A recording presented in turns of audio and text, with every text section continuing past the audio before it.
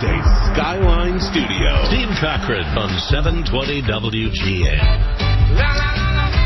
Well, we got a good business story for you. Now, Mary and Dave, you both know this because I know this. Your kids grow up. And when your kids grow up from the time they're little, you have a certain image or idea of what they may become, what they may do with their lives. Right. Usually doesn't go on the exact same path. But let's say one of your kids was doing pretty well in business. Doing pretty well. Spent a lot of money on his college education. Doing pretty well. But he loved this place he went to lunch and dinner at. Just loved it, loved it, loved it. One day he comes home and says, hey, Pops, I got to talk to you for a second. I'm leaving the business, and I'm buying a sub-company.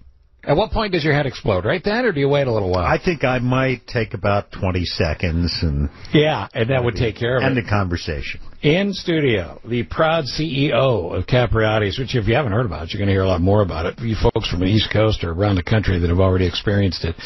Nothing but great. Who doesn't love a great sub? Ashley Morris is here. What was the gig that you gave up to go buy the company at 27 years old? I was a portfolio manager for Wells Fargo, so I ran a $100 million portfolio for the company. And was, like you said, doing very well.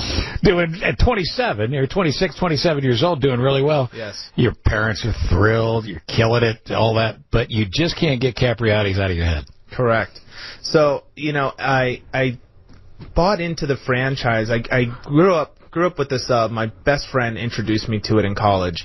Where was that? That was at UNLV in Las Vegas. I fall in love with the cheesesteak. Right, cheesesteak, mushrooms, onions, peppers. What's not to love? But at Capriottis, and I've eaten cheesesteaks all over the country, and sure. And this one is just fantastic. Everything is totally fresh. So I fall in love with this sandwich. Eat it all the time.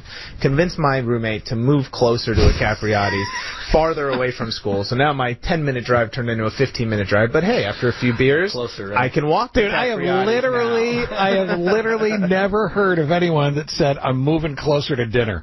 I'm moving closer to lunch. I mean, you were in love. I was in love, no doubt. No doubt. And but look, as a dad now, I'm glad I made that decision, right? You don't want me driving there. No. Right? So it worked out. It actually worked out pretty good. But so when I got to my job at Wells Fargo, as I started to, have a nice career there, I had some disposable income, and so I went back to my friend and said, hey, why don't we buy into Capriottis and buy a franchise and diversify a little bit? And that made a lot of sense to him. So we wound up becoming a franchisee first, and then one store turned into two turned into three, and at three, I was in Wells Fargo supposed to be making my clients 8 to 10% on their money, doing a great job, and I'm making 30+% on my money at these. So we're buying shops. The company. And it was like, I'm in the wrong business. Right. My passion was there. I was supposed to be researching stocks. I'm making labor matrices and pricing models and food costs spreadsheets. And sure. I just knew at that point that this is where I was going to make my life. When you go to the bank, you're still a kid.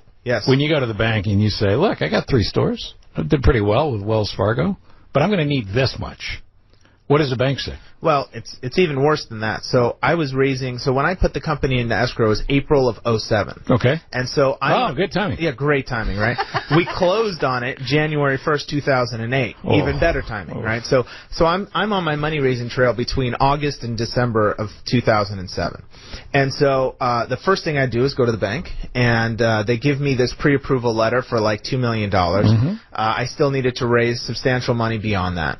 And they said, come back when you're closer and we'll get that deal done. And so I went on the money-raising trail, basically raising it through all private investors because the bank would not finance the entire project. Everybody you knew, everybody you ever made money for, everybody. If I met you one time, right, you would have come back tomorrow after this interview and said, hey, you're doing okay, give me some money. 100%. Yeah, okay. And so we go through that, and about September of 2007, I go back to the bank with my pre-approval letter and say, okay, what do we do to get this done? And they said, sorry, we're not in the lending business right now. Mm-hmm. And I couldn't understand for the life of me why they wouldn't. They just said, everything looks good, we're just not going to loan you money. Right. And surprisingly, that still didn't, register with me that there's probably something bad on the horizon. If you're running sandwich shops, Capriotti's got 2 locations in Chicago. Yeah. Markets tend to be different. I mean, the Vegas, it's a famous shop in Vegas. It's off the Vegas Strip, but people who live in Las Vegas know it very well. Other markets know it. But how do you account for the fact that there are regional tastes, that people approach their sandwich shops as if they're the local chain on the block? How do you account when you go into a new market like Chicago? Sure. So, look, the brand's 42 years old. And it originated in Delaware. And the founder's philosophy with respect to marketing was, we are putting out a very unique product, something that no one else is really doing. So Capriottis, every protein you're eating in there, aside from the Italian sliced meats, is all homemade. I mean, you're making giant turkeys. Right. So when you and roast beef overnight, roast beef and meatballs and pastrami all overnight. So when you come in and you order a turkey sub, you get a turkey sandwich, you're getting Thanksgiving turkey cooked that has one ingredient, turkey. When you order a roast beef sub, you're getting USDA choice beef with no ingredient list. There's not even an ingredient list on the package because it's just beef. And you're fresh carving. That's right. And so we're roasting, we're slow roasting, we're pulling it apart. Our cheesesteak is just USDA choice steak. There's no ingredient list. So I'm going to move.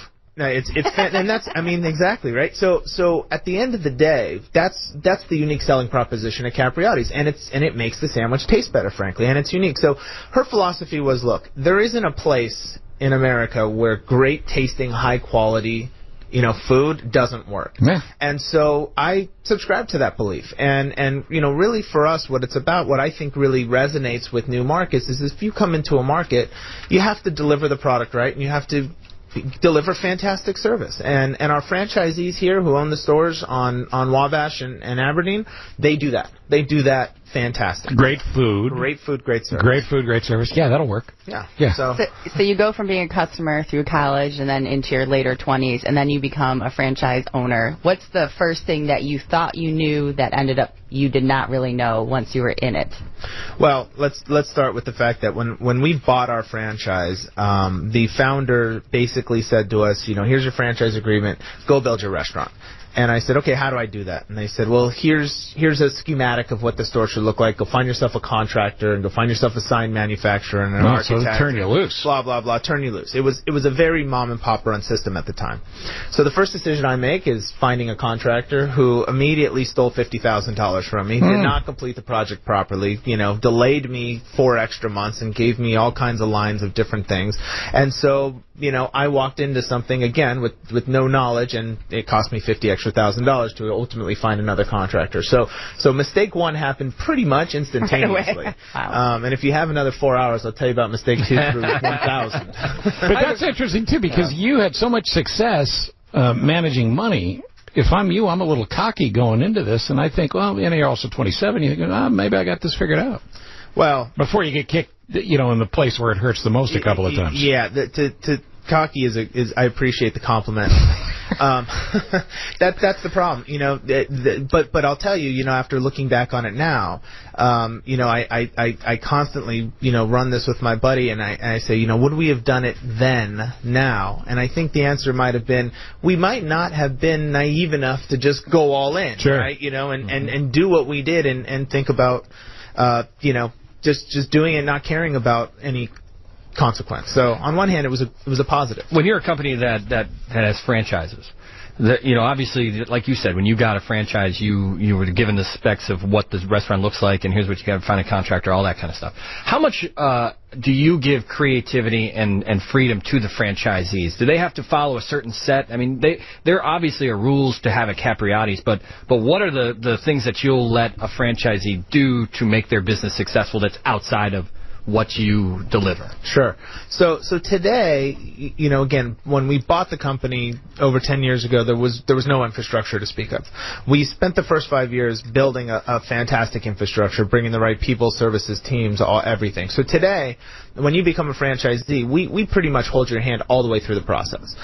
In terms of creativity and flexibility with respect to franchisees, there is kind of a lot of it. What really doesn't deviate at this point is the recipes, the menu. You got to protect your brand. That's protected. Some franchisees have different looking stores. So we built a store in Nashville, and the guy was a real creative marketing guy, and he wanted this cool art mural on the wall, and he wanted some fancy chairs that were different. And we let our franchisees What about the menu? do that. But the menu is exactly the same. Okay. Yeah. It's Capriottis, and if somebody's listening right now and goes, I love this idea, I want to know more about this, maybe I franchise. Are you looking in Chicago for other franchisees? Yeah, absolutely. So we have only 1 territory sold in Chicago today, and that territory is probably representative of about 20% of the total Chicago market. So there is a lot of opportunity, and this is actually a very a focus for us because we are doing so well with the stores we have here now. Fortunately, it's been well accepted